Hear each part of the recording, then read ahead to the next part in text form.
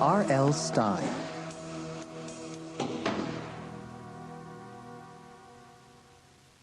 Brenda Morgan snapped the rubber band on the Halloween mask, then held it up in front of her face. The mask had an enormous eyeball that drooped down to its chin. One long tooth poked out between blood-spattered lips. Across the room, Brenda's friend, Traci Warner, made a disgusted face. What's that supposed to be, Bren? A monster? No, it's my cousin Halley. Dina Smithers, her long legs tucked beneath her on the window seat, turned to inspect Brenda's mask.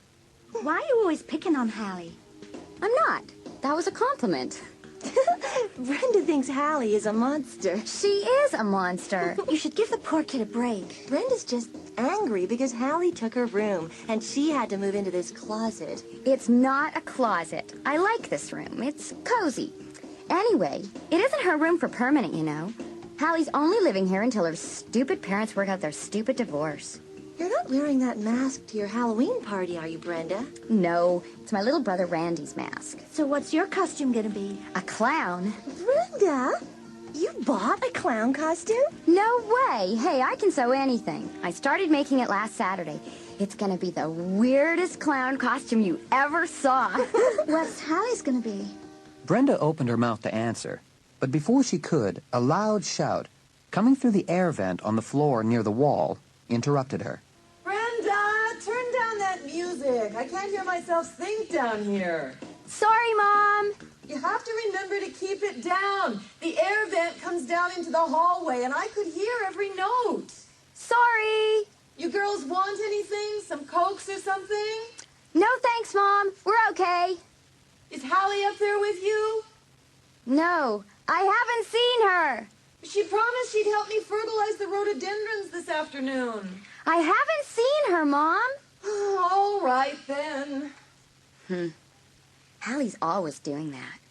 She's Little Miss Perfect around my parents. So polite.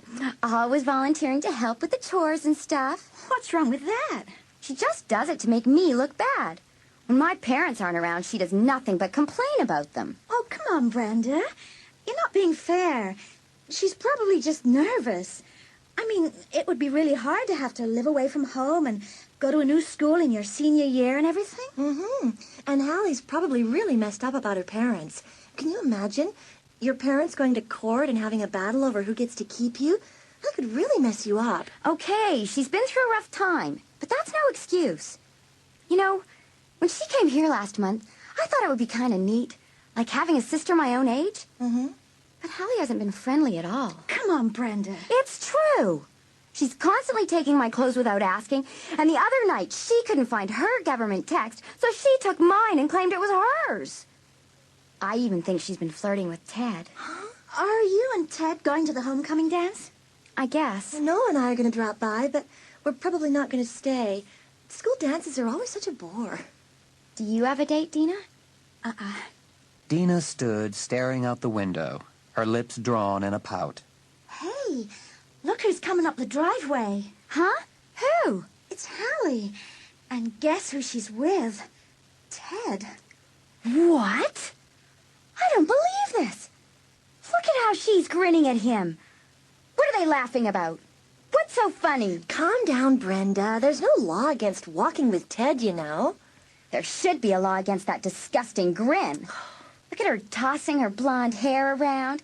That's so cheap. Oh, no, look at the time. I'm late for work.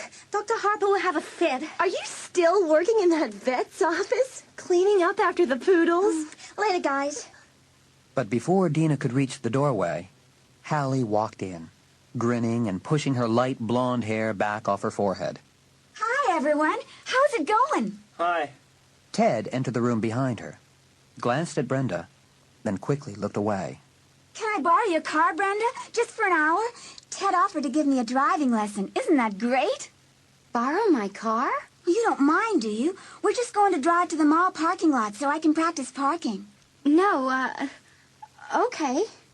Moving to the dresser, Brenda picked up the keys to the little blue Geo her dad had bought her for her 17th birthday. She handed the keys to Halley, her eyes on Ted. Call me later, Ted? After dinner? Maybe we can study the math together. Yeah, good, Brenda. See you later. See you, Brenda. I'll try not to total it. Let's go, Ted. Okay. Do you believe it? She takes my boyfriend and my car and doesn't even say thanks or anything. Brenda, I have an idea. Huh? What kind of idea? Let's murder her.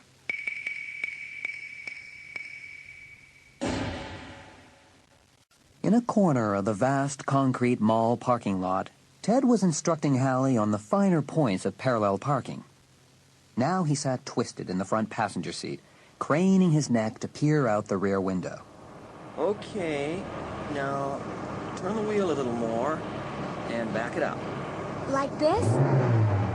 Whoa! Oh, Oops. never mind. Pull it forward a little, then ease back again. Here now, put your arm on the back of the seat and turn so you can see better. Okay. Am I turning the wheel right? A little more. A little more.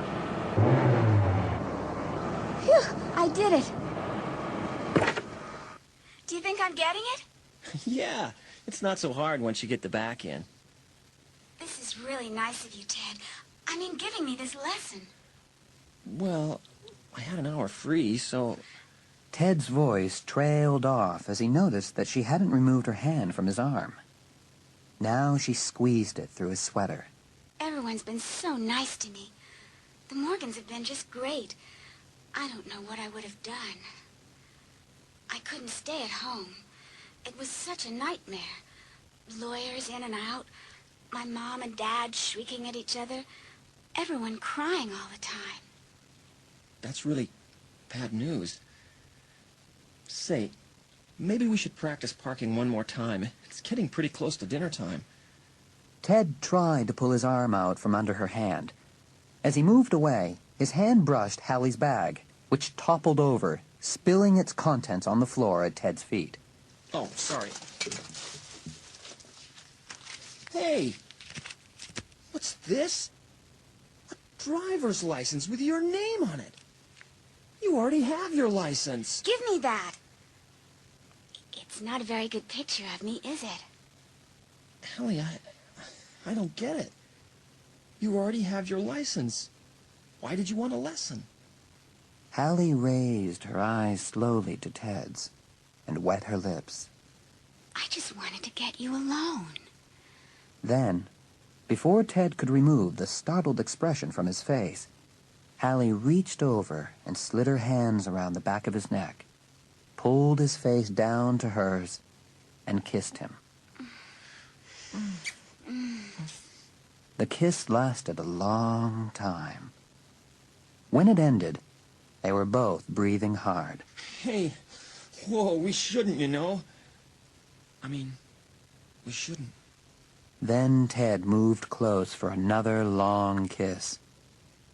When the kiss ended, Halley brushed back her hair and smiled. Wow. Now what are we going to do about Brenda? Brenda's little brother Randy was in her bedroom teasing and generally being a nuisance. Traci and Dina had come over after lunch to work on a writing project for English. Their teacher, Mrs. Ryland, had given them an assignment to write a murder mystery. But so far, they hadn't gotten any work done because Randy was being such a pest.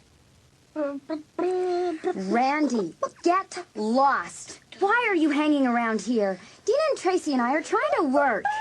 No, you're not. You're sitting around talking about boys, as usual. Cute. Very cute. Now go. Charming, isn't he? It runs in the family. What's that supposed to mean? Did you go out with Ted last night? Brenda nodded. She picked up the clown costume she'd been working on when her friends had arrived and began stitching a sleeve. We didn't do much. Ted seemed really distracted. I mean, he barely said a word, like his mind was on something else. Weird. What's new with Halley, Brenda? You two getting along any better? I guess. I kind of get the feeling she's been avoiding me, which is fine with me. Every time we do run into each other, Halley has the strangest smile on her face, you know? A really smug smile, like she has a secret or something. So, Are we really gonna murder her? Yeah, let's. I'll really enjoy that. That's really sick. I mean, what happens when she finds out? She'll really be hurt. I know. Mrs. Ryland is such a cool English teacher. She really thinks of great writing assignments. Well, plotting a murder mystery isn't going to be that easy. I mean, we know who we want for our victim. Yeah. But now we need suspects and clues. Yeah, we need plot twists. You know, some surprises. What did Mrs. Ryland call them? Red herrings? Yeah, false clues to fool the reader, throw them off the track, and false suspects. Hey, I know. Let's make it a Halloween murder. You know, at a costume party. Oh, that's great! Yeah, and Halley gets stabbed or something. Yeah. And since everyone's in costume and it's a really crowded party... Like yours is going to be. Wait a minute. I don't like this. It's too real. Huh? What do you mean? Maybe we shouldn't use real names. Maybe we should just make up people. It's supposed to be fiction, right? But, Dina, it'll be so much more satisfying to kill Halley off, even if it is only on paper. But it's so mean. Someone will tell her. She's bound to find out, Brenda. You think it's mean because you don't have to live with her. She's the one who's mean. Why are you always sticking up for Halley, Dina? Huh? I'm not really. I just think that you're not being very understanding. Halley is obviously going through a really terrible time.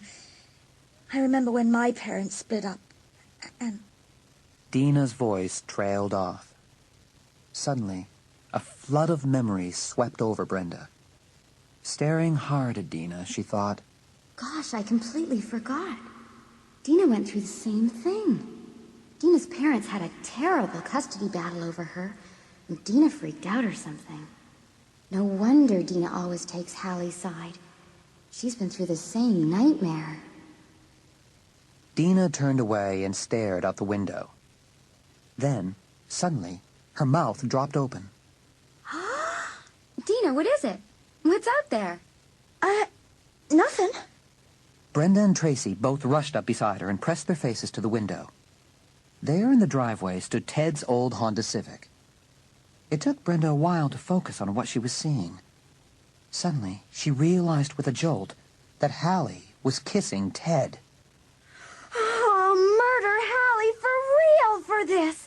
I really will. The next morning, Brenda awoke early, dressed for school, and hurried downstairs to the kitchen where her mother was preparing breakfast. Mrs. Morgan was alone. Halley was still upstairs in her room.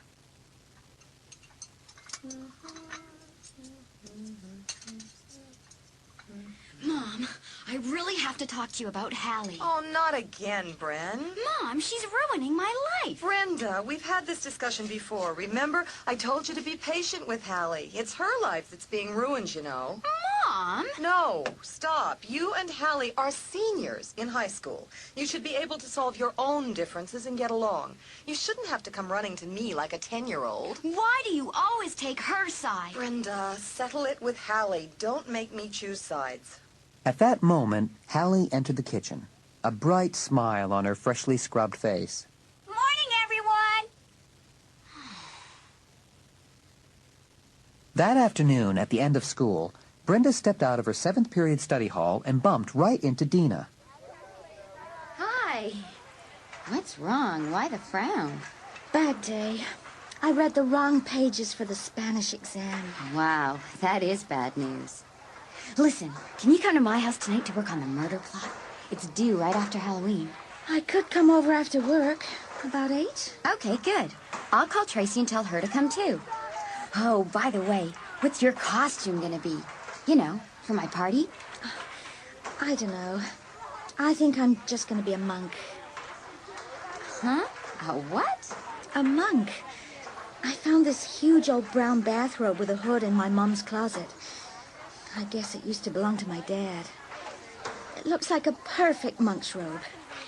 Anyway, I'm not good at sewing and stuff like you and Traci. Gotta run, Bren. See you tonight. Brenda watched Dina disappear out the double front doors of the high school. Then she turned the corner to head for her locker. And stopped. There was Halley near the end of the hall, with her hands on the shoulders of a boy wearing a Letterman sweater. She was smiling at him with red lipsticked lips. And the boy was Noah, Tracy's boyfriend. Noah and Halley were laughing about something.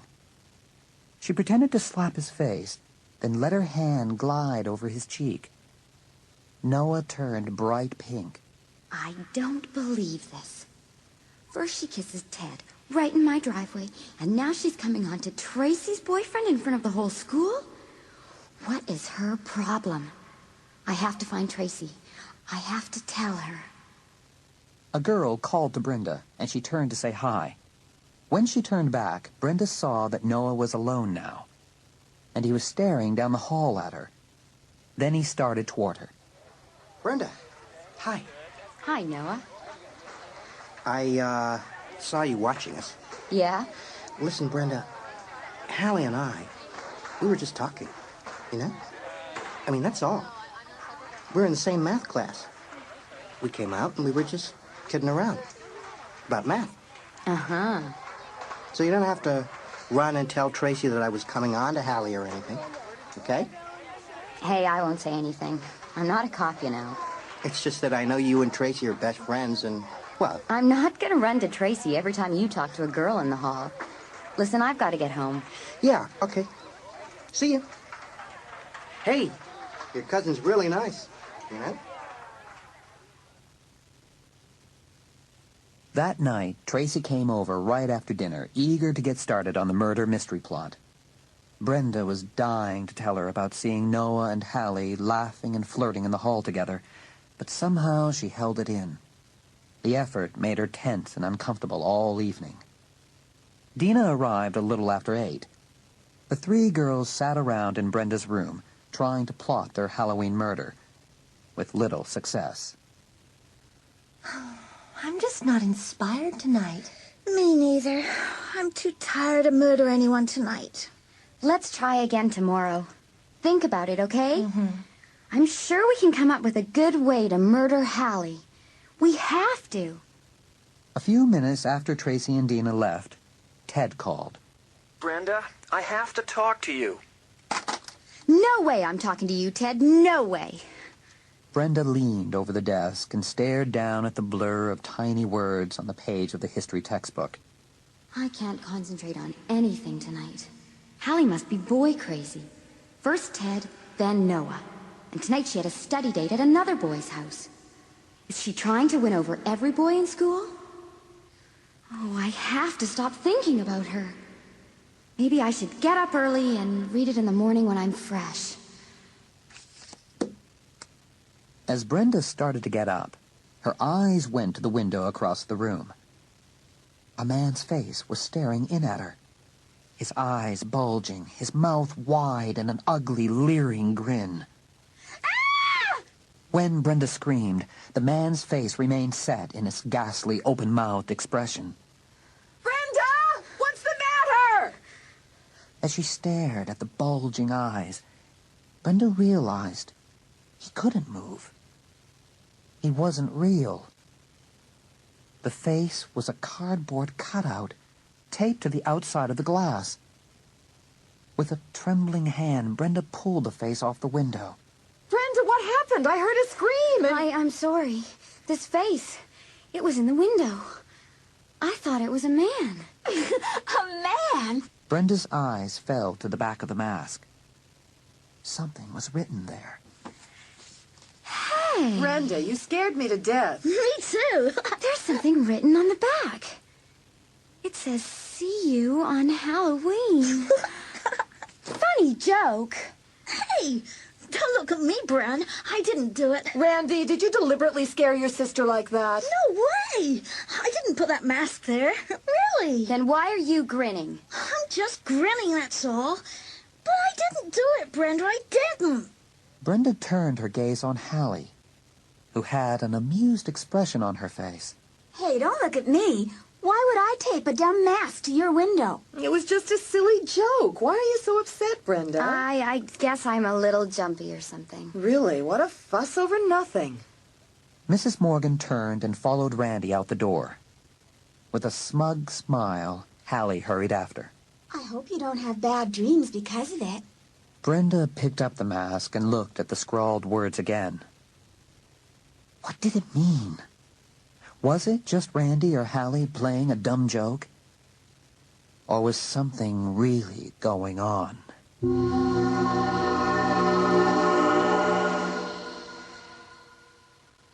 The next day after dinner, Traci came to Brenda's house for a practice run at carving jack-o'-lanterns for the party.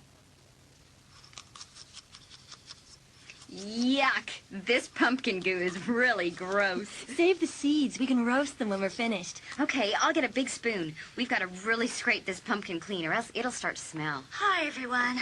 Sorry I'm late. Emergency at the animal clinic, and I had to stay late. Dina, you look tired. You've got circles under your eyes. I am tired. Oh, I wish I could quit this job, but we really need the money. My dad lost his job, and he hasn't been able to send Mom and me a penny. I can't believe you're carving a jack-o'-lantern already. Your party isn't for 2 more weeks. It'll rot. This is a practice one. I want to have a lot of jack-o'-lanterns at the party, all with candles in them. That'll look great. Brenda's so nervous about this party. Oh, I'm nervous about everything lately. There. I think it's all cleaned out. Now, I want to draw the face on before we start to carve. What's it gonna look like? Pinhead? Well... Brenda started to reply, but she stopped with her mouth open as the enormous figure of a gorilla filled the doorway. The bulky animal lumbered to the table and grabbed a kitchen knife in its hairy hand, raising it menacingly over the pumpkin. Oh! The gorilla lowered the knife. Then it raised a hand to its head, tugged hard, and pulled it off. Halley! What do you think of the costume, guys? Like it? Where'd you get that gorilla suit? Upstairs in the attic. Uncle Michael showed it to me. It was in an old trunk. It's a great costume. It's so hairy. Yeah, it looks so real. I'm going to wear it to your party. It's perfect. I didn't scare you, did I, Brenda? No, I was just surprised. It is a great costume. I've never seen it before. I wonder why Dad never showed it to me. Halley glanced at the kitchen clock above the stove. Say, can I borrow your car, Bran? I'll be really careful. I promised I'd meet someone at the mall, and your parents took their car. Please, Bran? Brenda saw that both Traci and Dina were eyeing her, waiting to see how she'd react. And she decided she really had no choice. Sure, Halley. Take the car. The keys are on the table in the front entryway. Thanks. That was nice of you. Too nice. Traci picked up a black marker and started drawing a face onto the hollowed-out pumpkin. Do you like this face, Bran? Pretty good. Make the teeth bigger. They'll be easier to carve. Halley really scared me, bursting in like that in an ugly costume. I think she wanted to scare us. Lots of scares around here lately. You should have been here last night. Brenda told them about the mask taped to the outside of her bedroom window, with the message scrawled on the back of it. That was one of Randy's little jokes, right? I don't think so. Randy swears he didn't do it. I think Halley did it. Huh? Why? Why would Halley do a dumb thing like that? Beats me. Why does Halley do anything? Give the poor kid a break. Let's change the subject. I've been thinking about our murder plot. Yeah? Here, pass me that knife and I'll start cutting out the eyes. You have an idea about how Halley is going to get it? Well, I still like the idea of making it a Halloween murder. Yeah, that's cool. At a costume party, like the one you're gonna have. When everyone's in costume, see, and Halley is in her gorilla suit. Yeah! And then? Traci pulled the knife from the pumpkin, raised it high, and made some quick stabbing motions with it. Chop, chop. Yes! I like the idea that she's stabbed in the gorilla suit. No one knows she's been stabbed. She's sitting in a chair, and everyone thinks she's just sitting there enjoying the party. Until they see this blood stain start to grow bigger and bigger and... Yeah, I like it. But we still need some kind of plot twist, you know. So you think you know who killed Halley, but it turns out to be someone completely different? How about Ted? What if he's the murderer? Leave him out of it. He's not invited. Have you talked to him? No way. No way I'll ever talk to him again. The creep. So Ted's not invited to your party? No way. He called me, but I hung up on him. Then he tried to talk to me in the lunchroom this afternoon, but I ran out the door. I think maybe he got the hint. I've nearly finished the mouth. Anyone else want a card? Oh, finish it. You're doing a neat job. I've got to get home anyway. Bren, I hope Halley didn't just borrow your car to go meet Ted. I hope not, for both of their sakes. A few minutes later, after Traci and Dina had left, Brenda cleaned up the kitchen and went to wash and change. In the upstairs hallway, she noticed the lights were on in her bedroom. That's strange. I don't remember leaving the lights on. Brenda moved down the narrow carpeted hall to her room and stopped in the doorway. It's blood! Blood! Smeared all over the wallpaper. Then, to her horror, she saw that the dark blood smears spelled out words. See you on Halloween?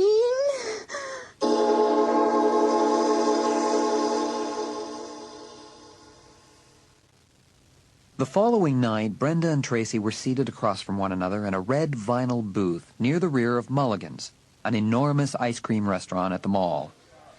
Halley did it. I know she did. So what happened when your parents got home? Did they freak? Did they? My mom wanted to call the police. Boy, so did you tell them it was Halley? Yes. But of course they didn't believe me. My dad said, where would Halley get all that blood? You mean it was real blood on your wall? It wasn't red paint? Uh-uh. It was real blood, Traci. Isn't that sick? What is she? Some sort of vampire or something? You're sure it couldn't have been your little brother? Yes. Where would Randy get blood? Besides, he isn't tall enough. The writing started nearly up at the ceiling. Randy is a goof, but he wouldn't do anything vicious like that. So what happened when Halley got home last night? Nothing. She acted horrified as if she couldn't believe it. I know she did it, Traci. We all heard her go upstairs last night. I know that's when she did it, while we were working on the pumpkin. But why would Halley do it? Because she's sick, I guess. This whole divorce thing has just messed her up. Maybe she's jealous of me, you know, because I have a normal family. I don't know, Traci. I really don't. It's crazy, just crazy. Did you talk to Dina tonight? She's working late. Poor Dina. She looks so tired, doesn't she? I think she should quit this job, don't you? Brenda suddenly realized that Traci wasn't listening to her. Instead, she was staring over Brenda's shoulder, her face frozen in wide-eyed shock. I don't believe it. Brenda turned her head to see what Traci was staring at. In the corner booth along the back wall, Halley and Noah, with tall soda glasses in front of them, were holding hands across the table, and Noah had a dreamy look on his face. I don't believe it! Traci, what are you doing? Traci was making her way quickly toward the guilty couple, her hands clenched into fists. Oh, wow. I guess I should have warned Traci about Halley and Noah, but I didn't know they were actually seeing each other. Brenda followed her. By the time she reached the corner booth, Noah's face was red with embarrassment. Wait a minute, I was gonna call you. Really, Traci? I don't believe this, Halley. I don't believe that you... Whoa! What's your problem, Traci? Huh? My problem? My problem is that you are sitting here holding hands with Noah. And he's my boyfriend. I didn't force Noah to come here with me. Anyway, it's not like you own him. I really was going to call you, Trace. That's so lame. Don't ever call me again, Noah. Traci stormed off toward the exit. Traci, wait up! Minutes later, they were in Traci's car, heading for Brenda's house. Outside, a gusting wind threw drops of rainwater onto the windshield. I wanted to pour that soda over her head. I really did. First Ted, then Noah. Your cousin really is messed up. Tell me about it. You have to get rid of her. You really do. What can I do? My mom told me her parents' court hearing was put off for 3 months. Oh. That means Halley will be staying with us all winter. Did I act like a total jerk in the restaurant? No way, Traci. Halley is the total jerk. Don't leave out Noah. They're both total jerks. Call you later, maybe. Yeah, Trace. Later.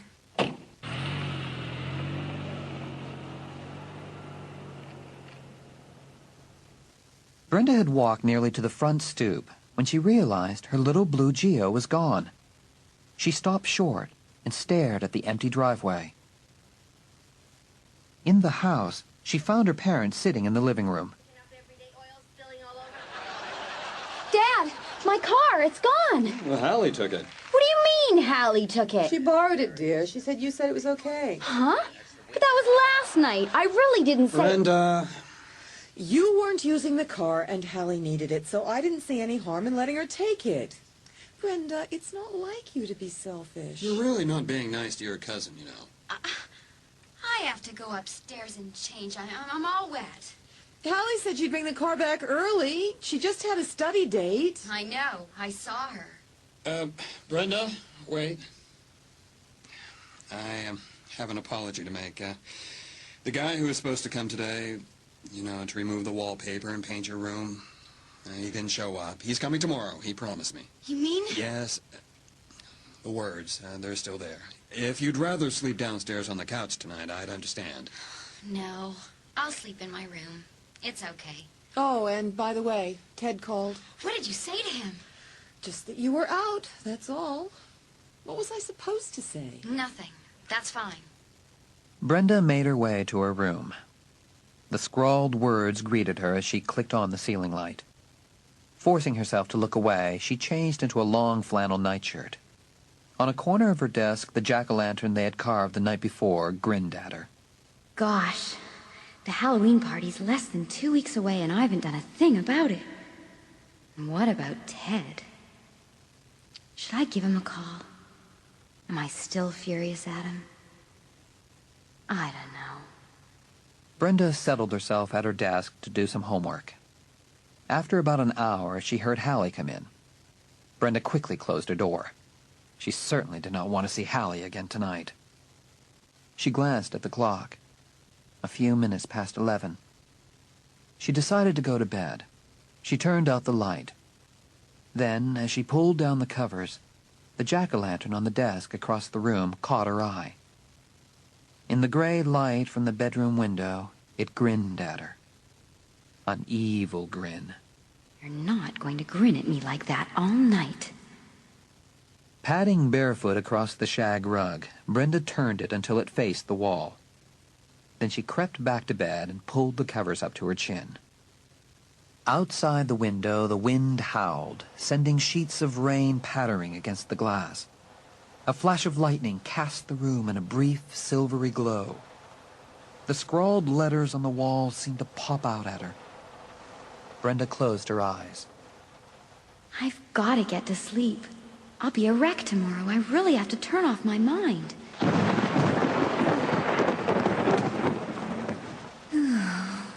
Got to get to sleep. Then something across the room caught her eye. Something moved. She raised her head on the pillow, squinting into the darkness. And as she stared, she saw it move again. The pumpkin. It began to turn. Brenda stared in wide-eyed horror as the face rotated into view. Its sharply cut features began to glow. The triangular eyes, the crooked nose, the jagged, toothsome grin, all glowed orange-yellow, as if an invisible candle had been lit inside. No! Then, as Brenda stared, the wide mouth began to move, and she heard the jack-o'-lantern's voice, dry as wind, dry as death. See you on Halloween.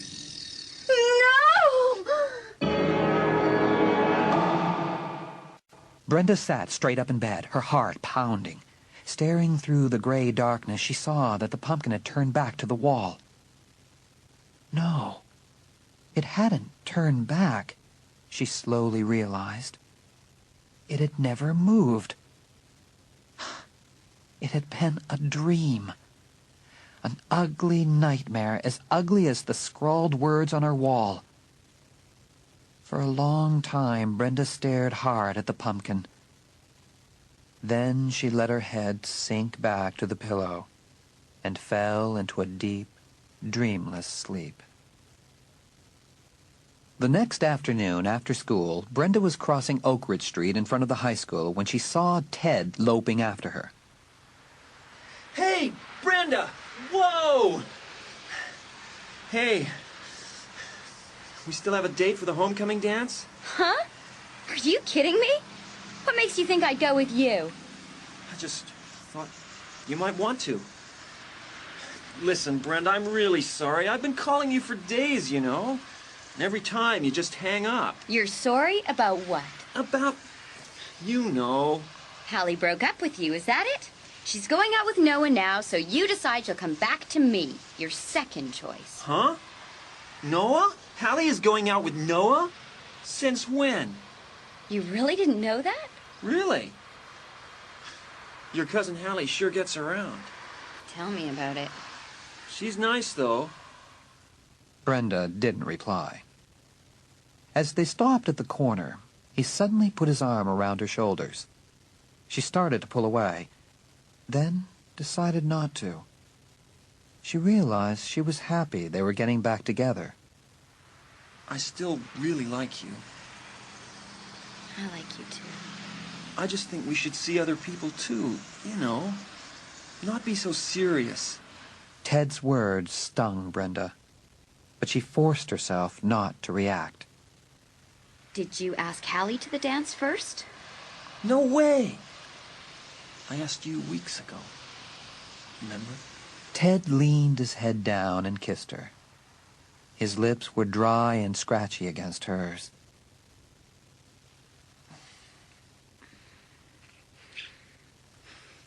Brenda returned the kiss, but Halley spoiled it, creeping into her thoughts. Did he kiss Halley like this? Oh, she's spoiling everything. If only she'd go away. Forever. We'd all be so happy.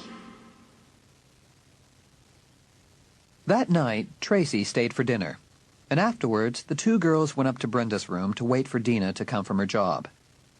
Brenda took the opportunity to tell Traci about how she and Ted had made up.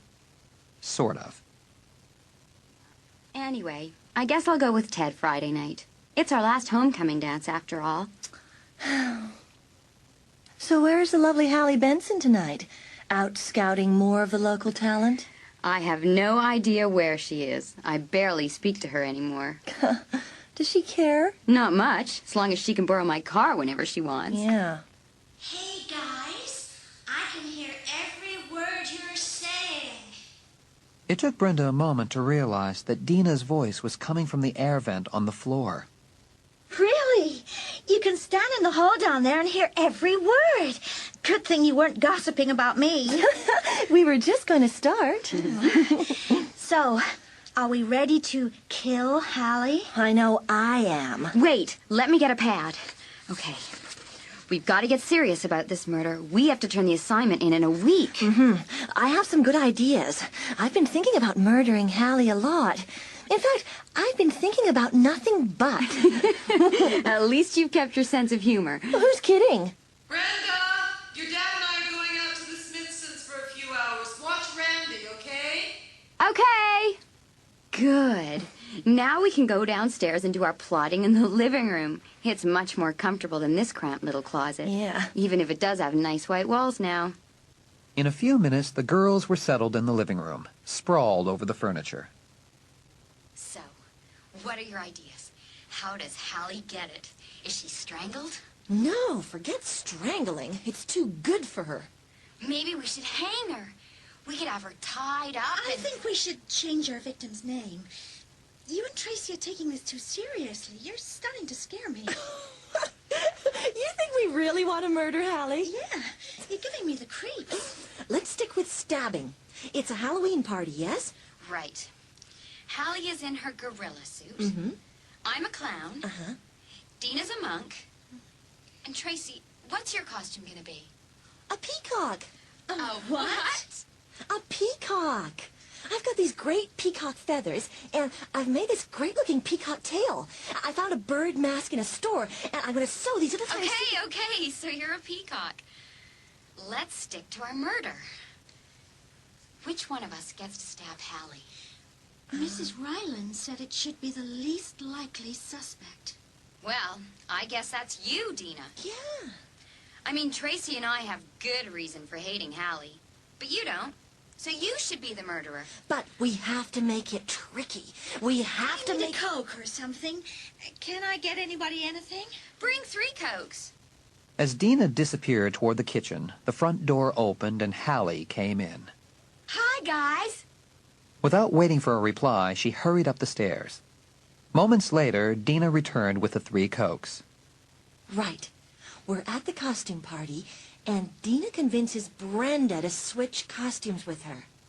Dina takes the clown costume, and you put on the monk costume. Why would I do that? So when the clown stabs Halley, everyone thinks the murderer is you. I don't know, Traci. It's real tricky, don't you think? But then, what happens when I pull back my monk's hood? Everyone will know that it wasn't me. And then I'd tell everyone that Dina was wearing my costume, and the whole thing would be over. Well, maybe Dina has to kill you, too, so you don't reveal the secret. A double murder. Maybe Mrs. Ryland will give us extra credit. She won't give us any credit at all if we don't finish this assignment. But we're making progress, I think. Plotting a murder is harder than I thought. I'm glad it isn't something we have to do every day. Shortly after, Traci and Dina decided they had to get home to do other homework. After Brenda closed the door behind them, she checked on Randy, who was watching television in the den. Then she went to the kitchen to clean up, thinking about the murder plot. I should be the killer, not Dina. I'm the one who should murder Halley. She's my cousin, after all. She was still thinking about it as she climbed the stairs to her room. Upstairs, she saw that Halley had her door closed. What's she doing in there? Planning whose boyfriend she's going to steal next? In her room, Brenda pulled out her government text and dropped it onto her desk. Peering out the window, she saw the glare of headlights down below, followed by the slam of car doors. Her parents were home. Good. They can get Randy to bed. She left the window and lowered herself behind her desk, and realized with a jolt that the jack-o'-lantern was glowing, grinning at her behind its jagged smile. Oh, who lit this thing? And then the sour aroma filled her nostrils, a smell like rotten meat. Her stomach churned. Ooh, a pumpkin couldn't smell this bad, could it? Holding her breath, Brenda pulled off the lid of the pumpkin and peered inside. The fetid odor rose up, thick and foul. The short candle in the center of the pumpkin glowed brightly. And beside the candle lay a small, dark form. Brenda's eyes focused on it. It was the body of a bird. No! No! A headless bird, with tendons and blood vessels poking through the open cavity of its neck. The bird's body lay smoldering, stinking, beside the low candle. Brenda swallowed hard, struggling to hold back the wave of nausea that swept over her. Then something else caught her attention. Something beside the bird. A folded-up piece of paper. Her hand shook as she reached inside and carefully pulled it out. The foul smell overwhelmed her. She started to gag. Somehow she managed to unfold the paper and read the dark, scrawled words. You're next on Halloween? With a moan of surrender, Brenda leaned over her desk and started to vomit. Brenda? Are you okay? What is it, dear? Ugh, what's that smell? In the jack-o'-lantern. Look, Daddy. Oh, my God. Yuck. Who would do such a thing? Blow out the candle, Halley. Come on, Brenda, dear. Let's get you cleaned up. Halley did it. Halley put it in there. She's trying to drive me crazy. I did not. I don't even know what it is. She did it! Brenda, stop! Now then, Let's get everything cleaned up and get this disgusting pumpkin out of here. Then we'll go downstairs and talk this out, calmly and rationally. I really don't know why Brenda is accusing me. I wasn't even in Brenda's room. I don't go where I'm not wanted. Well, somebody is vandalizing Brenda's room. These things aren't being done by a ghost. Randy, are these your little jokes? No way. No way, Dad. It wasn't me. Someone must have broken in. Through Brenda's window, maybe. That's impossible. But who would do such awful things to you, Bren, and why? Ask Halley. Stop accusing me. Let's keep our voices down. Let's try to stay calm. Just stop accusing me. You did it. You know you did it. Brenda, stop. Don't yell at me. Yell at her. You've been so horrible to me ever since I came here. You never gave me a chance, Brenda. What did I do to you, huh? What did I ever do to you? Don't listen to her. She's evil. I know you won't believe me, but Halley is evil. I don't believe this. I want to go home. She's evil. Evil. Brenda, stop. Now pull yourself together. Brenda, Halley is going through such a tough time. I can't believe your attitude toward her. It's sick, Brenda. It's really sick. Go to bed now. Get some sleep. And tomorrow, I want you to apologize to your cousin. The next afternoon, Brenda met Dina in the high school lunchroom and related the unpleasant events of the night before. No, I didn't apologize. No way I'll ever apologize to her. Whoa. Calm down. You can't let it get to you, Bran. You're letting her win. It's not just Halley. It's my parents. They just take Halley's side no matter what. Weird. Halley smears blood on my wall and puts a disgusting dead bird in my room with a threatening note. And my parents say I'm not being understanding of her. It just isn't fair. How can I be understanding? Halley is a monster. A monster. Hey, have some lunch. You'll feel better. Really. Well, I'll never feel better while Halley is in my house. You know, I never even told my parents about Halley and Dad. Can you imagine? Living in the same house and trying to steal my boyfriend. But you and Ted are okay now, right? Brenda was about to answer when someone grabbed her shoulders from behind. Guess who? Ted. Speak of the devil. You were talking about me? Don't get a swelled head. We weren't saying anything nice. Sit down. Thanks. I've got to go.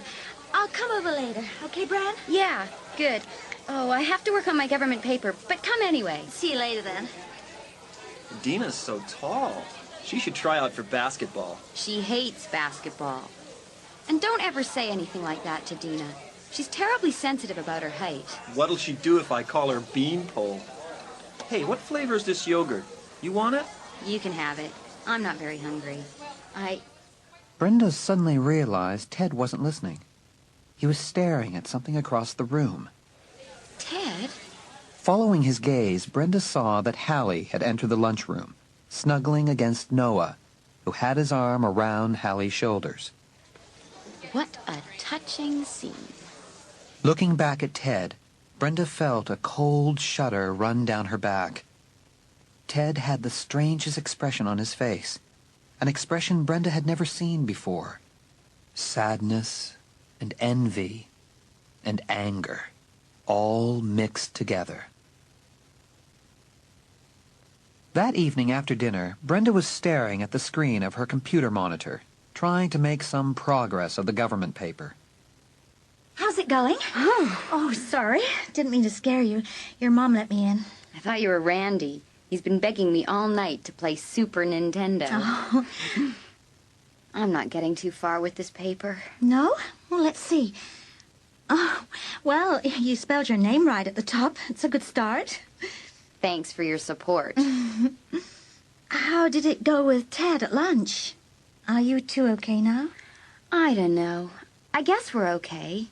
It's not like before, though. I caught him staring at Halley and Noah with the weirdest look on his face. Uh-oh. You're still going to the homecoming thing with him? Yeah, I guess. Speaking of Noah, where's Traci tonight? She coming over? Are we going to work on our murder plot? No. Traci had to go to some cousin's house or something with her parents. She can't come. Oh, Traci has a million cousins. I wish I had a big family. You do? How come? Dina was about to answer when Halley suddenly burst into the room, her face twisted in alarm. Brenda, I'm so sorry. There's been a horrible accident. A horrible accident.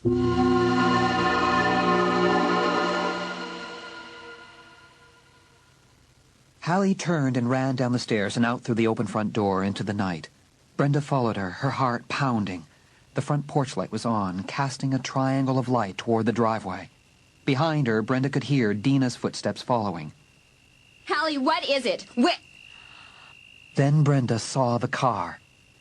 Her prized Geo. The passenger side was pushed in. The windows were shattered. The door appeared to be bent in half. Brenda suddenly pictured a crushed soda can. It wasn't my fault. I didn't see the stop sign. I don't know this neighborhood very well. The stop sign was kind of hidden.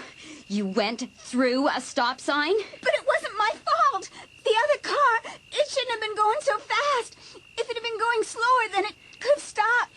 So you see... Oh! Something snapped inside Brenda.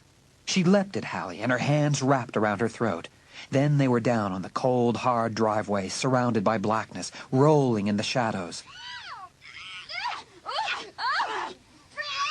Suddenly, Brenda felt herself being pulled roughly away, leaving Halley still on her back in the grass. Brenda, stop! Look what she did! Stay the car! It wasn't my fault! It was an accident! Of course it wasn't an accident! You did it, Halley! You did it to my car! Brenda, that's enough! There. I'll let you go now. Is it over, Brenda? Can you control yourself now? Yes. It was just an accident, Brenda. We should be grateful that Halley wasn't hurt. As Mrs. Morgan put her arm around Halley's shoulders, Brenda caught a flash in Halley's eyes. It was there for less than a second, but Brenda caught it. A gleam of triumph, of victory. I'll kill her. I'll kill Halley for real. I really will.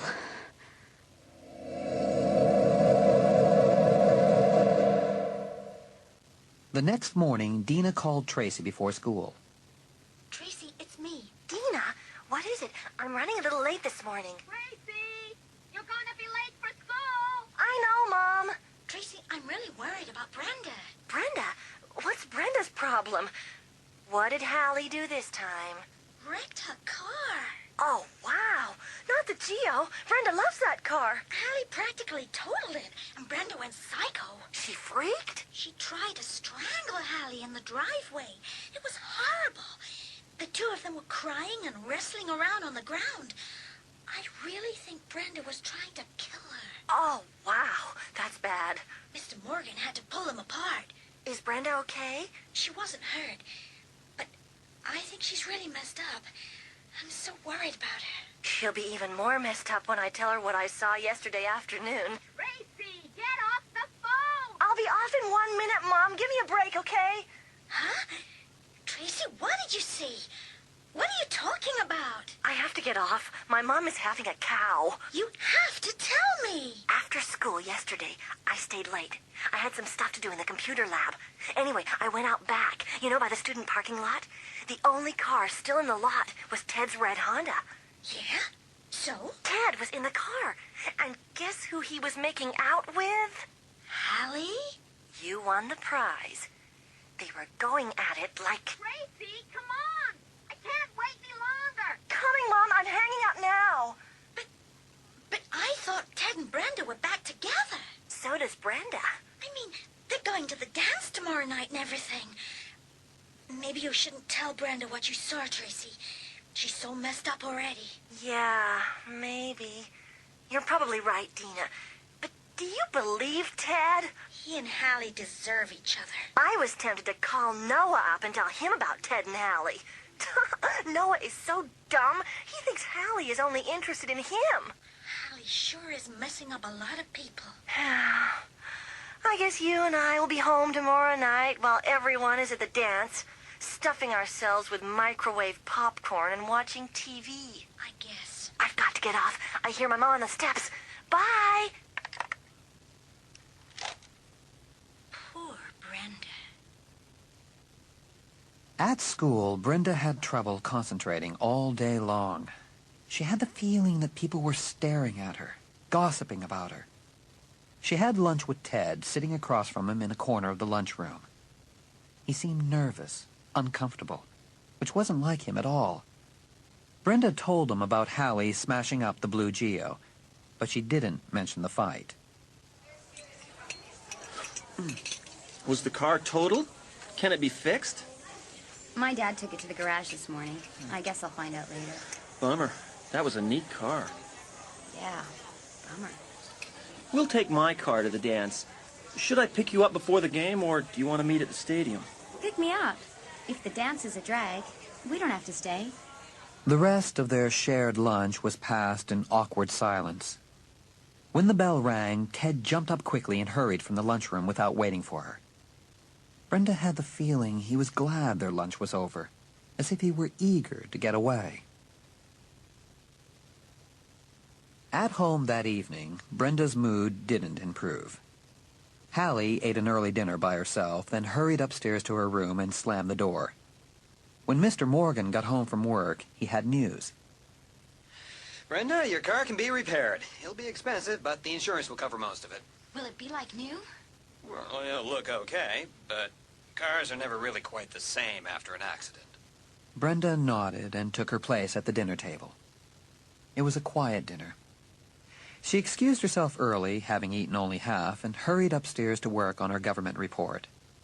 Traci and Dina came over later, a little after 8:30, to talk about the murder plot.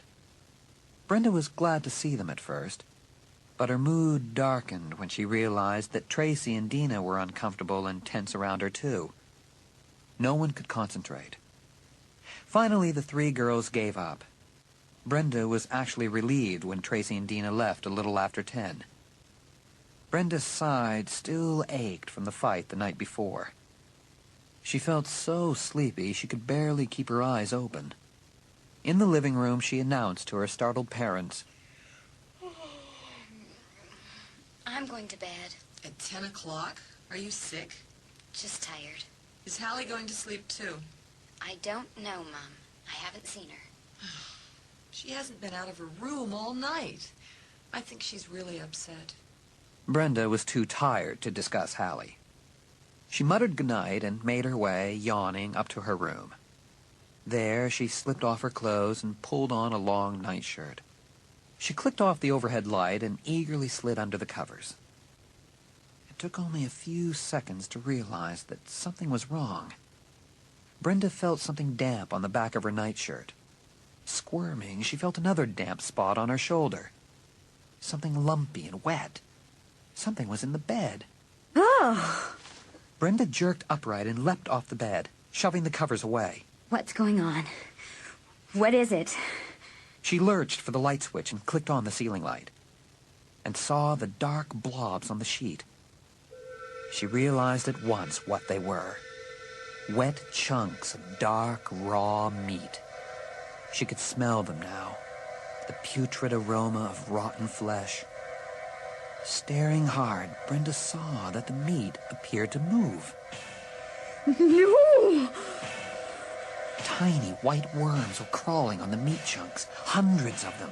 Maggots! Maggots in my bed! Brenda opened her mouth to scream, then stopped, staring at the crawling maggots. No. I understand now. Yes. Now I know what I have to do. The homecoming dance was a lot more crowded than Brenda had expected. McKinley had lost the football game 28-14, but the loss didn't seem to dampen anyone's spirits. Loud voices and laughter rose up over the steady drone of the music as Ted led her by the hand to the dance floor. The gym was decorated with alternating rows of balloons, hundreds of them, all blue and silver, the McKinley High colors. The gym lights were low and bounced off the balloons, making the room appear to shimmer and move. Brenda thought it was like being in a dark thunderstorm with lightning flashing all around. Ted was a dark figure moving in rhythm a few feet in front of her, one of several dark figures shaking and moving inside the whirling storm. For a while, Brenda lost herself in the music. She closed her eyes and floated happily, dreamily, thinking about nothing at all. When she opened her eyes again, Ted was gone, and she was standing alone. Stunned, she made her way off the floor. There was a tall figure by the refreshment table. Ted? Hey, Brenda. How's it going? Oh, hi, Mark. You see Ted? Ted, want a brownie or something? No, thanks. Hey, Brenda! Hi! Della, hi. You see Ted? I saw him dancing with you. You lost him? Yeah, I lost him. Try the lost and found! Thanks. A short while later, Brenda found him, against the far wall near the double doors. She didn't see Ted first. She saw the piled-up blonde hair, Halley's hair. Then she saw Ted, kissing Halley, the two of them leaning against the tile wall. He had one arm around her bare shoulders. Brenda moved closer, watching them kiss. In front of everyone, the whole school, here was Ted, her date, kissing Halley, her cousin. No wonder everyone had been staring at Brenda all week. And then, as if out of nowhere, Noah appeared, with a look of rage on his face. He was pulling Ted away. Ted shoved Noah. Noah shoved Ted. Then Noah was pulling the front of Ted's shirt, and Ted shoved Noah into the wall. Then they were outside. Brenda didn't remember following them out into the night. Noah was pulling Ted, Ted pushing Noah. Halley ran after in her short, sexy dress that hung off her shoulders. Stop it! Stop it now! Stop it! They were in the parking lot behind the school. Narrow beams of white light angled down onto the parked cars from tall poles. Noah shoved Ted hard into the wire fence. Ted pulled free and his fist shot out. Noah kicked at him, and Ted sprang forward and with a loud grunt, shoved Noah and sent him sprawling backwards over the hood of a car. In mute horror, Brenda turned away and started to run. She knew now what she had to do. It didn't take long to reach home. She pushed open the front door and ran up to her room. She grabbed the phone and punched in Tracy's number. Hello? Tracy, it's Brenda. Brenda, are you home already? Dina's here. What happened? Why are you home? Why do you sound so weird? You know our murder plot? You know our plot to murder Halley? Yeah? Let's do it, okay? Let's really kill her.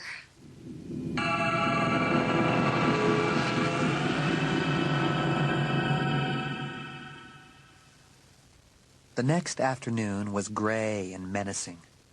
Traci and Dina had come to Brenda's to share lunch. Then they went up to Brenda's room to talk. As soon as they were in the room, Brenda closed the door, making sure it clicked shut. Now we can talk without being disturbed. Bran, were you serious last night? I mean, about what you said on the phone? Deadly serious.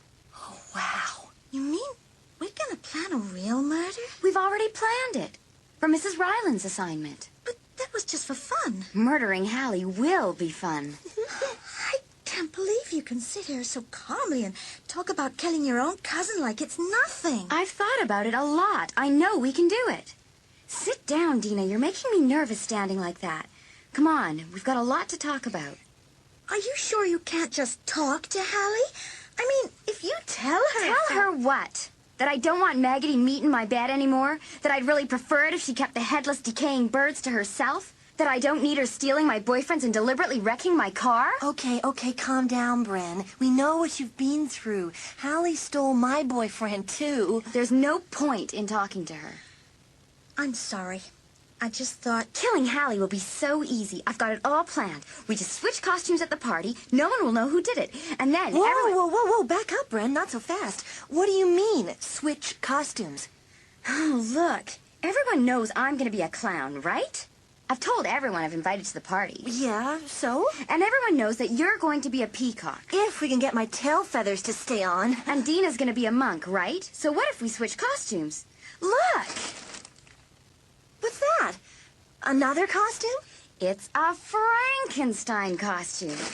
I bought it at a party store yesterday. Well, who's going to wear that? I am, don't you see? I tell everyone I'm going to be a clown, but instead I wear the Frankenstein costume, then you wear the clown costume. So everyone thinks you're me. And Dina can wear the peacock costume, so everyone will think she's you. So we're all in different costumes. Then what? Then I kill Halley. I stab her in the chest in that heavy gorilla suit. No one will even see the blood. Where will you get the knife? That's no problem. My parents have these really sharp kitchen knives. I'll use one of them. Then I'll change into Dina's monk robe before anyone realizes that Halley has been stabbed. See? I'll stab Halley as Frankenstein. And then the Frankenstein will completely disappear. And if anyone questions why the three of us are in each other's costumes, we'll say we did it at the last minute as a goof. Just for fun. It's perfect, isn't it? Yeah. There's just one problem. Huh? Problem? Yeah. I'm not doing it. Dina! No way. I can't do it, Brenda. I know you hate Halley, and I know she's done some horrible things to you, but I just can't do this. Dina, listen. I won't try to talk you out of it, and I won't tell anyone what you're planning or what I know. But I won't be a part of it, Brenda. I can't murder someone. I just can't. Here, Traci. Try on this clown costume. Huh? Try it on? Now? It isn't quite finished. I still have to put the big buttons on the front. But we have to make sure it fits you. You mean we're still going to switch costumes? Even after what Dina just said? Yeah, right. You'll be the clown and I'll be the peacock. But, Brenda, what if... You know what? I'll make the Frankenstein costume really big and baggy, so it'll fit over the peacock costume. Then, after I stab Halley, I can go into the other room and tear it off, and I'll be all set to reappear as the peacock. And you'll hide the Frankenstein costume? Yeah, sure. I'll shove it down the laundry chute. No one will ever think to look there. I don't know, Brenda. Come on, Traci. Don't just stand there. Try on the clown costume. We don't have time to waste. Meanwhile, below Brenda's room on the ground floor, a figure stood in the narrow hallway between the living room and the kitchen. She stood very still, very straight, as if paralyzed. The figure was Halley.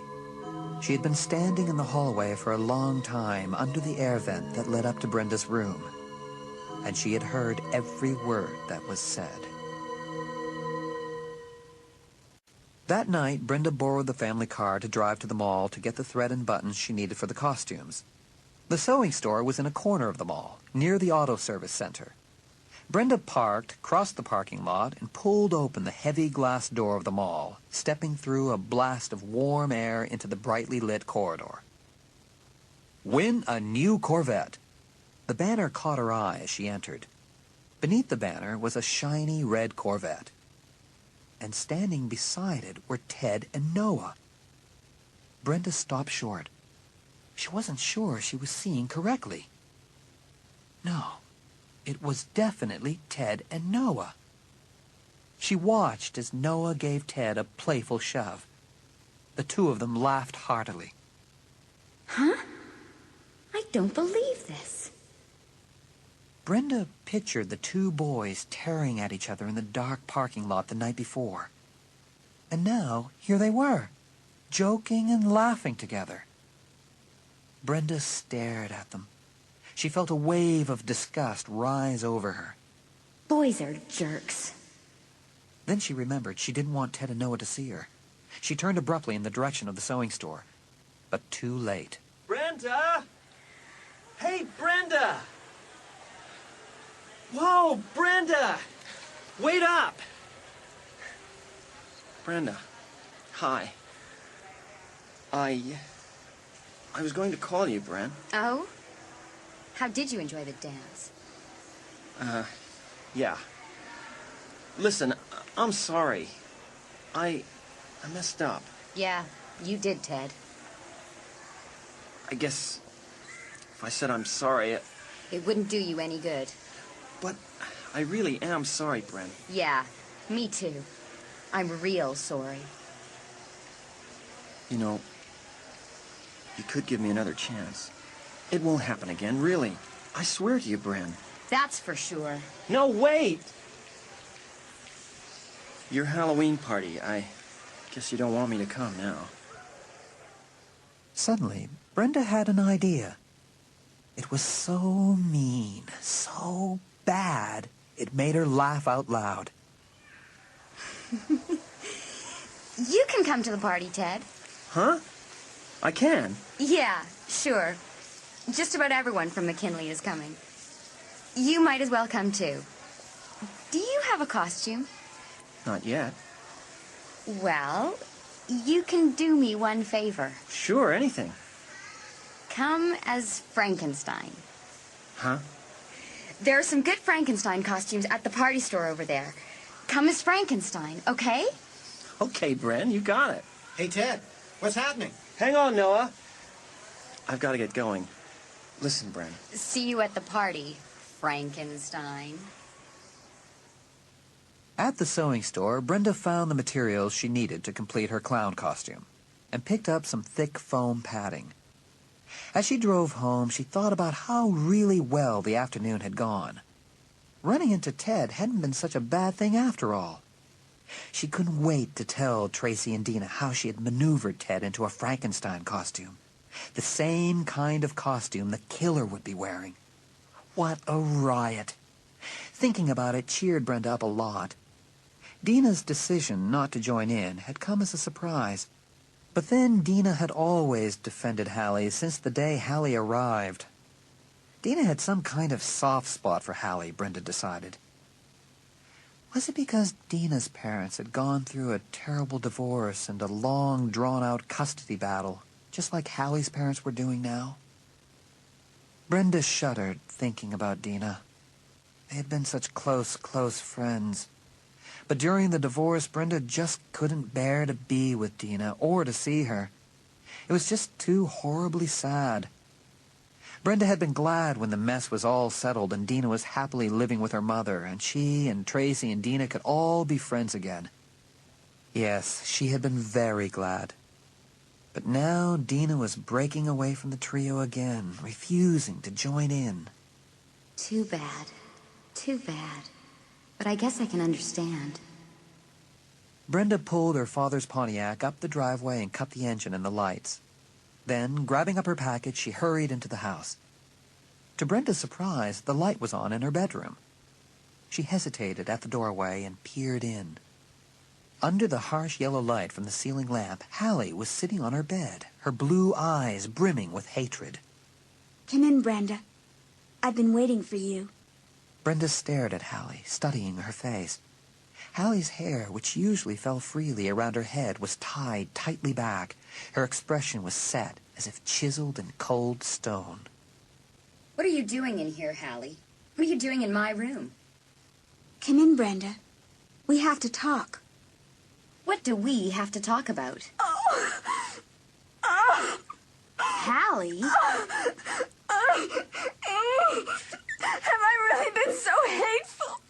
So hateful that you wanted to kill me? Halley, listen to me. Listen. I didn't mean to be so horrible. I thought you and I could be friends. I thought... Halley dropped onto the bed and covered her face with her hands, her shoulders trembling. Feeling dizzy, Brenda lowered herself to the other side of the bed and waited for Halley to stop crying. After a while, Halley's sobs quieted. I really didn't want this to happen. I really thought you and I would be friends. I didn't mean to be so awful. I didn't mean for any of it to happen. But it did. I was just so scared, Brenda. So insecure. I was freaked out about having to live away from home. Away from my friends. And my parents. Yes, I see. I was worried about my mom, especially. She was so dependent on Daddy and on me. And now, I didn't know how she'd get along. I didn't know if she could get along. I was just so scared, you see. And when I came here to stay, I was in really bad shape. My head was just messed up. And you weren't friendly, Brenda. You didn't want me here, I could tell. Now, wait. No, it's true. You made me feel like an intruder. Maybe I imagined some of it, but I don't think so. There I was, staying in your room, meeting your friends, and I could feel you didn't want me, Brenda. Halley, I'm sorry. No, I'm sorry. I'm the one who's sorry. I'm the one who took away your boyfriend, who tried to show you, to teach you a lesson for rejecting me. You took away Tracy's boyfriend, too. I really can't explain that. I don't know why I did it. I guess I wanted to prove that I was as good as you and your friends, that I could fit in, too. Oh, I was just so mixed up, so hurt and so bitter. I wasn't being myself. I was so scared. So scared. Oh, Brenda. Oh, it's okay. Please forgive me. Let's start all over. Of course. Halley is really sincere. She really wants for us to be close. She really is sorry for everything that has happened. What a shame. What a shame that I have to go ahead with my plan anyway.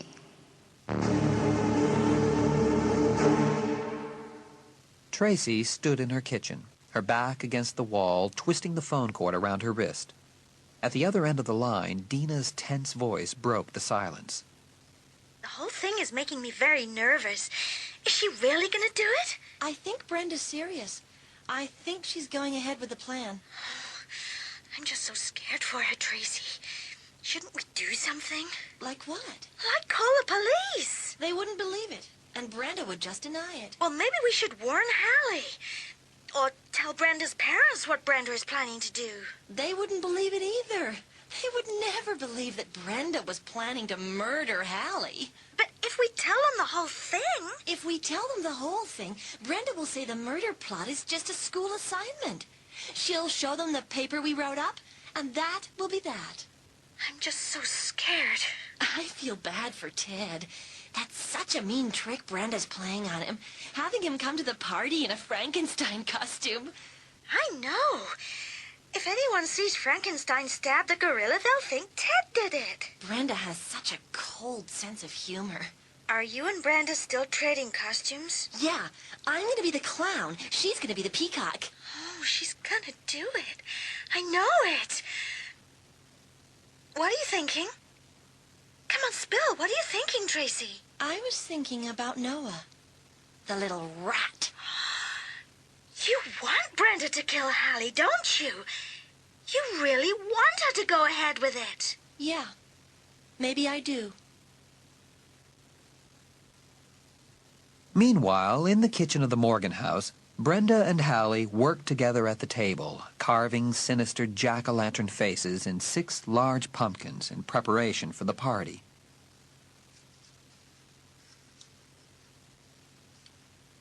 What a messy job. Well, we're done. That's the last one. Just look at all that gunk. You have seeds in your hair. You have pumpkin stuff on your forehead. Whose idea was this anyway? I mean, 6 jack-o'-lanterns. I have to be crazy. They'll look so pretty when they're lit up. Where are you going to put them? On the floor, against the living room wall, and I'm going to turn off all the lamps so the only light in the room will come from the jack-o'-lanterns. It'll be neat. Brenda watched Halley wiping her hands on a paper towel. They'd been getting along so well, she thought. Halley had been such a big help this afternoon. Want to roast some pumpkin seeds? No way. I never want to see a pumpkin or a pumpkin seed again. Really. By the time they'd cleaned up the kitchen and carried the 6 pumpkins into the living room, they were even more covered with orange seeds. First shower. Okay, but hurry. This stuff is starting to smell. Yuck. Brenda hurried upstairs, her mind whirring with thoughts of the party. I'll put the hot cider on the table by the front door. That way, kids can help themselves to cider as soon as they come in. Then they'll walk into the dark living room, lit only by the candlelight from the 6 jack-o'-lanterns. That's going to be so neat! Brenda smiled with pleasure at the thought. She paused in the hallway. With all of the preparations, she had almost forgotten about her plan. Now her smile faded as she entered her room to get undressed for her shower. The clown costume was suspended on a hanger over the closet door. After my shower, I'll take it over to Tracy's and make the switch with her. Brenda turned away from the closet door and gasped. On the bed, sprawled face down over the cover, lay her little brother, his arms and legs outstretched, a dark puddle of blood beside him on the bedspread.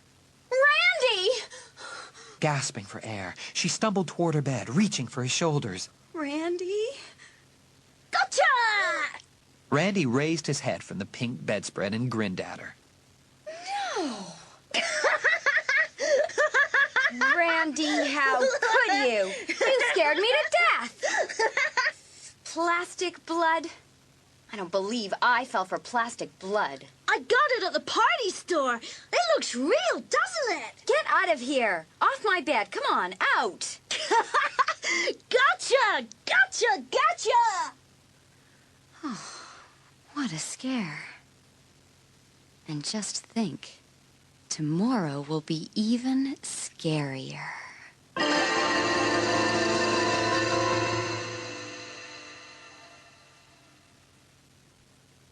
By 9 o'clock the following night, the shadowy living room was bursting with party guests in an astounding array of costumes. Brenda counted 2 Freddy Kruegers, 2 unraveling mummies, and 2 kids wearing dark suits and masks of the President of the United States. One girl, a senior named Elisa, didn't appear to be in costume. She was wearing a very short, silky blue party dress, but no mask.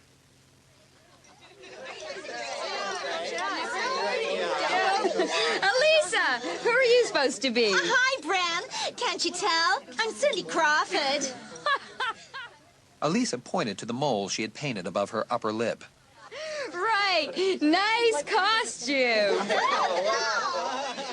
The party was going well. The sweet aroma of the hot mulled cider floated over the room.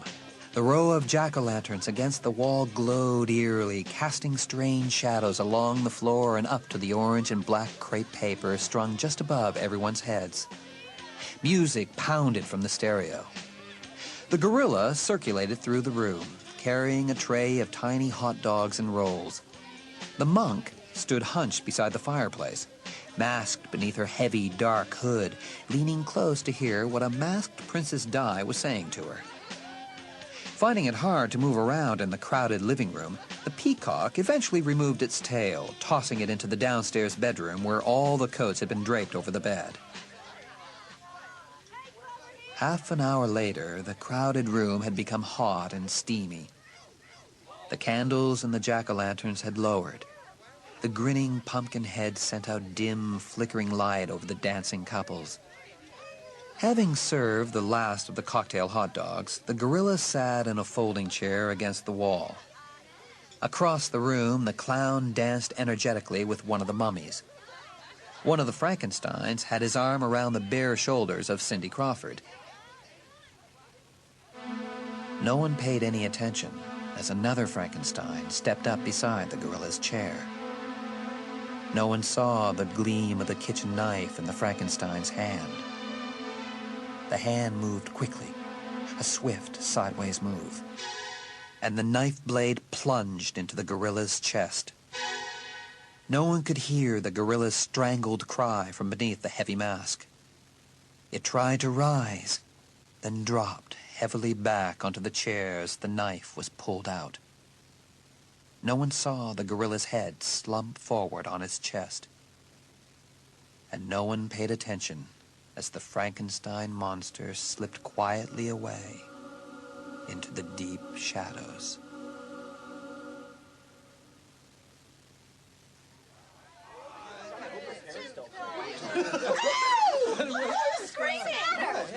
In the shadowy room, everyone turned to the source of the screams and saw a long-nosed witch tear off her rubber mask and point to the gorilla, slumped at such an odd angle in the folding chair. Ew, look, there's blood! All eyes stared with horror at the puddle of blood under the gorilla's chair. No, it's a joke! Oh, come on, Sestre, what a goof! Yeah, it's a joke. Well, I lived out. I wasn't scared. It's in the gorilla suit. Come on, take off your mask. Get up now, you scared scared us enough. Hey, who is it? Is it Brenda's cousin? Yeah, it's Halley. Come on, get up, Halley. The joke's over. But the gorilla didn't move. And suddenly a figure was moving quickly through the room. The white-faced clown made its way up to the chair, arms outstretched, and began to shake the gorilla by its shoulders. Halley! Still, there was no reply. Letting go of the hairy shoulders, the clown tugged at the gorilla mask, which pulled up easily, revealing a face with eyes closed, mouth gaping open. Copper-colored hair fell behind the lifeless head. Brenda! Oh, no, it's Brenda! What? And she's dead. She's been stabbed.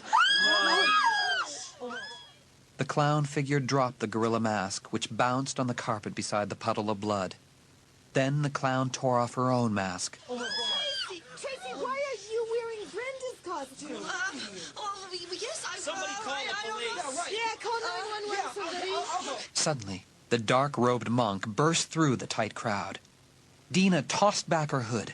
Her eyes were narrowed with fury. Raising her robed arm, she pointed an accusing finger. You killed her, Traci. What? You and your stupid murder plot. You killed Brenda. No, I didn't. I didn't kill anyone. Now a third figure moved to the front of the room. The peacock, who removed the blue and green mask to reveal a bewildered-looking Halley. Halley, that's my costume. She forced me, Traci. Brenda forced me to switch costumes with her. I didn't understand why. Whoa! Brenda traded costumes with me. She took my peacock costume, and I took the clown costume. And then she gave me the peacock costume. She made me trade. Brenda took the gorilla suit. But why? Traci, you idiot. You thought you were killing Halley. And you stabbed your best friend instead. Traci? No! Stop! Stop it! Stop! It was you, wasn't it, Halley? Huh? You forced Brenda to switch costumes with you, didn't you, Halley? You made Brenda take the gorilla suit, and then you stabbed her. No, I didn't stab anyone. You plotted to kill me, Traci. I heard you. I heard every word. But your plot backfired. You killed the wrong girl. Oh, no, it wasn't me. How could I change into a Frankenstein costume so quickly, huh? I couldn't. Frankenstein costume? Yes, Brenda was stabbed by someone in a Frankenstein costume. It was part of our plot. Then it was Ted. Ted stabbed Brenda. There are two Frankensteins here. One of them is Ted. Where are you, Ted? Ted! From among the clustered, shocked guests, two Frankensteins stepped forward and lifted up their masks. Traci recognized Brad Mitchell and Toni Alexander. But Ted? Where are you, Ted? Has anyone seen Ted? Now one of the mummies stepped forward, tugging away the gauze from around his face. Ted isn't here. Noah! You're here! Ted didn't come. He's home sick. He has the flu. You can call his house. His parents will tell you. Oh, but that's impossible. He was supposed to be here in the Frankenstein costume and... He couldn't come.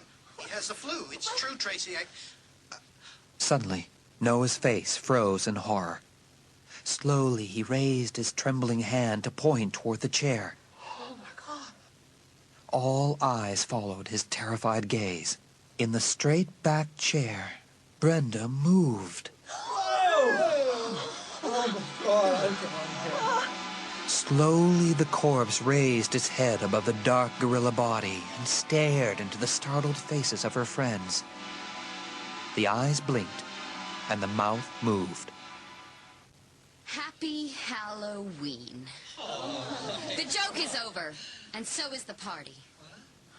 Brenda, are you okay? Halley, get everyone out of here, okay? Tell them all to go home. Okay, you guys, come on. As Halley turned to obey Brenda's instructions, Brenda made her way into the kitchen, waddling heavily in the furry gorilla suit, followed by Traci and Dina. In the harsh kitchen light, their faces were red and perspiring. You're alive. Brenda, you're alive. No thanks to someone. The plot is over, and now I know which one of you tried to kill me. But Brenda... Without warning, Brenda lunged forward, grabbed the front of Dina's monk robe, and ripped it open, revealing the green costume underneath. I knew it. As Dina pulled angrily from Brenda's grasp, A rubber mask fell out of the sleeve of the monk's robe, bounced to the linoleum, and stared up at them. A green and black Frankenstein mask. Yes, that's right. I stabbed you, Brenda. So why aren't you dead? Why? I'm a good seamstress, remember? I sewed a double-thick pad of foam rubber into the front of this gorilla suit. How did you know? How did you know it was me? All those horrible things you did to me, Dina. All those horrible things. You were supposed to think it was Halley! Uh-huh. At first I did think it was Halley. But then I realized, Dina. I realized it was you. How? How did you know? The blood on the wall. It had to be animal blood. The headless bird and the pumpkin, another animal. Chunks of rotten meat in my bed. They were dog food. Spoiled dog food. I put it together, Dina. Your job. After school every day at the veterinarian's office. It was easy for you to get that stuff. You knew? You knew before the party? Everyone's gone. Dina, you thought I was in the gorilla suit. You thought you were stabbing me. Why, Dina? What did I ever do to you? I knew you weren't in the gorilla suit, Halley. I listened at the air vent. I heard you and Brenda trade costumes. I knew I was stabbing Brenda. And Brenda deserves to die. Why, Dina? Brenda is your friend. No! She wasn't my friend when I needed her. What? When my parents were getting divorced, when they were fighting in court over me. Where were you then, Brenda? Where were you then? You abandoned me, didn't you? You dropped me just when I needed you the most. But, Dina, And then I saw you doing the same thing to Halley. I saw you shutting her out when she needed you. When she was in the same kind of trouble I'd been in. And it brought it all back, Brenda. It brought it all back. And I knew I had to make you pay. Dina, I didn't realize... Oh, save the apologies. I wanted to frighten you, Brenda. I wasn't going to kill you. I just wanted to scare you. But killing was your idea. When you and Traci decided to really kill Halley, you gave me the idea. That's when I knew I had to kill you, Brenda. But, Dina, Traci and I never planned to really murder Halley. That was just a trick to draw you out. That whole plot to murder Halley was all for your benefit. We just wanted to trick you into confessing the awful things you'd done to me. But we never thought you'd try to kill Brenda. I still want to kill you, Brenda! I really do! Dina shoved Brenda hard against the kitchen counter, then turned and ran into the living room, her heavy monk robe flowing behind her. Brenda, Traci, and Halley darted after her.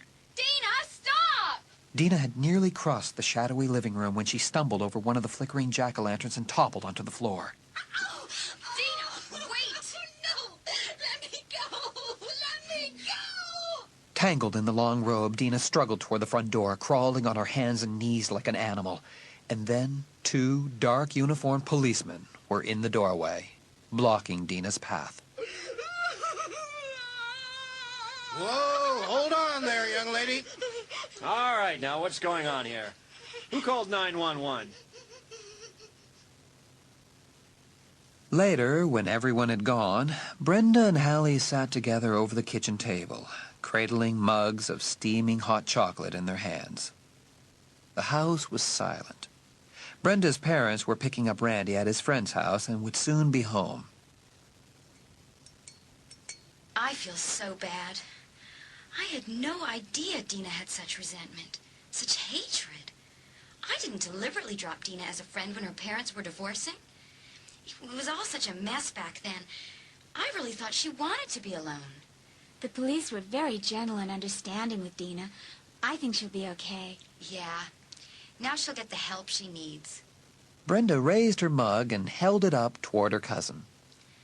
Happy Halloween, cousin. Happy Halloween. You know, it is a happy Halloween in a way. At least things are different now. I mean, between you and me. Yeah. I guess you could say that you and I have finally taken off our masks. Yuck! Just look at all this mess. Let's clean it up tomorrow. What do you say? You know, I think you and I are starting to understand each other really well.